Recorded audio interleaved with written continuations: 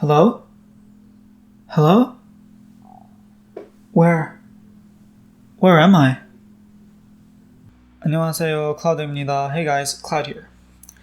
Today I wanted to talk about where exactly you are after finishing 10 lessons of how to study Korean and where you should be going from here. Sometimes we just go through lesson after lesson after lesson and we feel like, am I going anywhere? Where am I going? Where am I at? What's my level? I see a lot of these questions where it's like, hey, where should I be? What level will I be if I finish X number of lessons or this unit or that unit?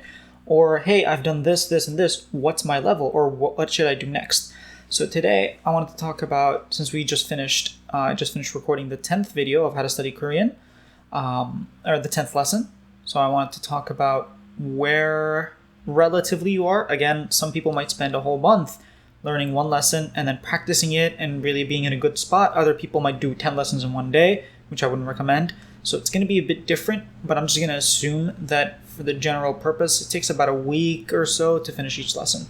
So I'm going to talk about what you should be doing from here and what you should expect yourself to know.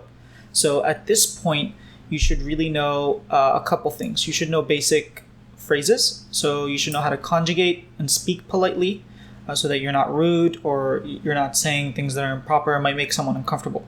You should also be able to introduce yourself and say basic things about yourself. So saying your name, where you're from, things like that. You should also be able to say how old you are, since I think lesson 10 covers that.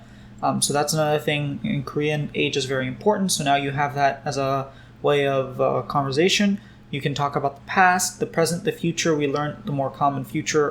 We learned a couple of different ways of conjugating to the future. So you should have a few of those skills. So where should you go from here now that you have all those skills? Well, for starters, you should keep learning. You shouldn't stop because obviously you have a long way to go. But you should start reading simple stories that kind of outline the things that you already know, things that are simple, basic, and aren't long sentences. They're not multiple clauses. They're just things that are simple, straightforward, that you just need to kind of understand the structure and the words that and how they go there. If you don't know where you can find such stories, I'll put a link in the description below to a video where I talk about this, and I show a bunch of, I think 40 or some stories that you can use for this. Now, since your vocab and grammar is limited, it actually kind of works in your favor where preparation becomes very easy. So what I mean by that is I want you to be able to start speaking with natives, with Koreans.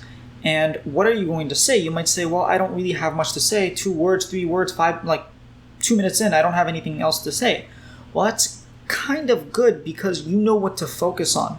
So you go through those 10 lessons, you pick out the key phrases and things that you want to say or that you feel like you're a little bit comfortable, but you know, when you're under the pressure, you can't actually say them.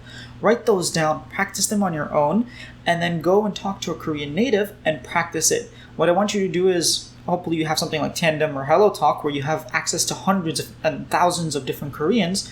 So one day you might call someone for 10 minutes. Just make 10 minutes calls, 5 minutes in Korean, 5 minutes in English. In those 5 minutes where you're speaking in Korean, you have listed the things that you want to say. Don't look at that list. Go with the flow, but at least remember that list, practice that list so when you're in the crunch time, you're not looking at it, you can recall it from memory. The first time is going to be really difficult. You're going to say maybe where you're from, and then you're going to want to say, yeah, yesterday I went to the store, but you're going to forget how to say that. It's going to be a little bit difficult. But the second time around, you're going to make probably similar mistakes. The third time, you're going to remember, oh yeah, those 2 times I was corrected, but I don't remember what the correction was. By the 5th or 6th time, you're going to be comfortable with what you did, but you're not going to be comfortable with the correction, so it's not going to sound natural. By the 10th time, you're going to be struggling with the corrections, but at least you'll recognize them and know to do them. By 15, 20 times, you're going to be comfortable saying it. It's going to be like just in English. You're not going to be thinking of translating. You're not going to be. It's just going to be flowing in your brain in Korean, which is something you really want to be doing. So map it out. Practice it for 10 minutes with natives. I'd say maybe like 2 or 3 different times a day. Once in the morning, once at night. Different people, obviously, so you're not boring them. Just introducing yourself to your major, what you work in every single time, your hobbies, things like that. Just try to do that. Try to practice the things that you already know.